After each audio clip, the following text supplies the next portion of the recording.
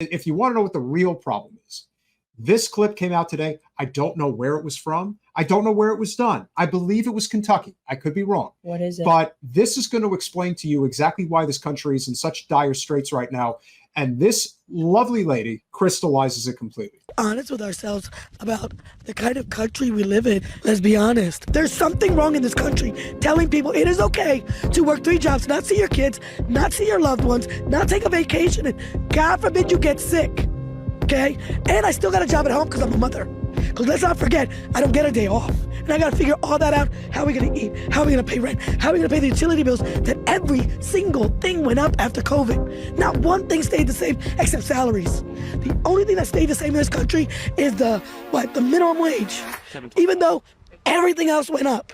And we have a Democratic president or a Republican president, then a Democratic president, Republican president, and neither party ever talks about what is really going on in this world.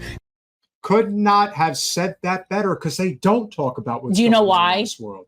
Because it ain't profitable, baby. They don't care. No. How could you? They don't care. How could you? How could you care when you can see? And I did we're going to be putting out the clip that I did with Jordan Cheriton on Status Quo about Chris Cuomo talking about, hey, you see those people sitting up there in the luxury boxes? That's who runs the show. There, it's the big club that you ain't in. Yeah.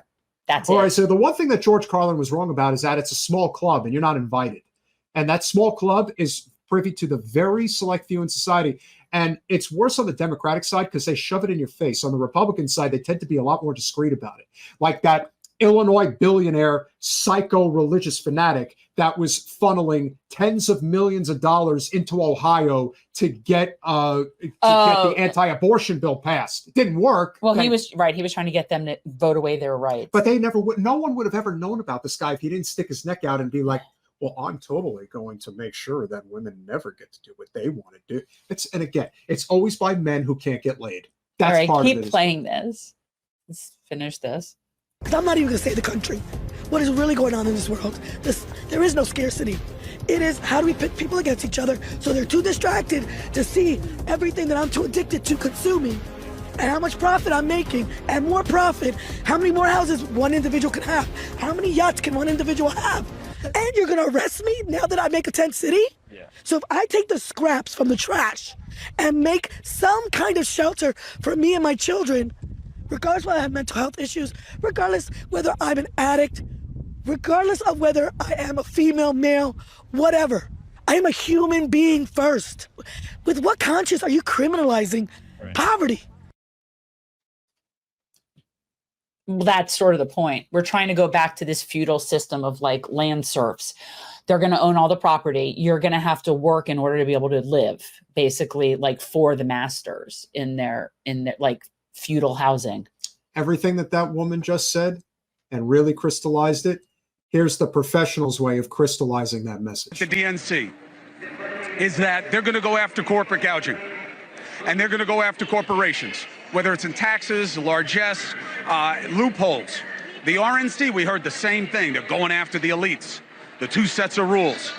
Let me reveal a reality to you that has to be spoken to here, okay? These are the soldiers.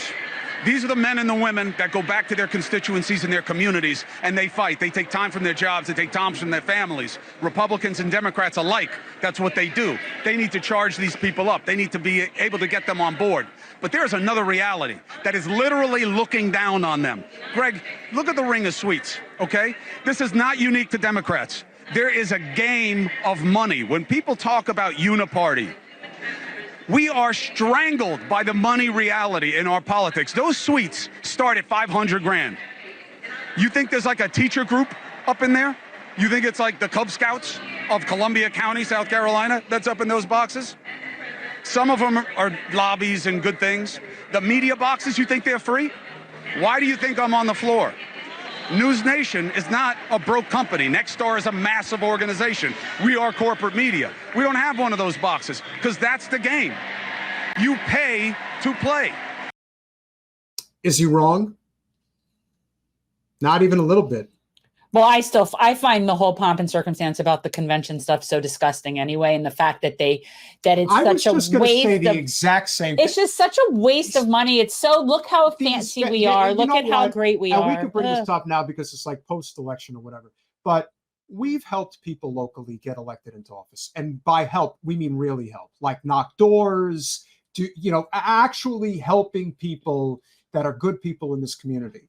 And I remember when we went to the victory celebration in Pembroke Pines and just being in that room, the pomp and circumstance for a mayor and city council race, the way that people fawn over each other and get caught up in this idea that they're saving the world. Listen, I understand that there's very little joy that some people can take out of life, but these are people who literally like to thumb their nose at everybody else like they're better than everybody else.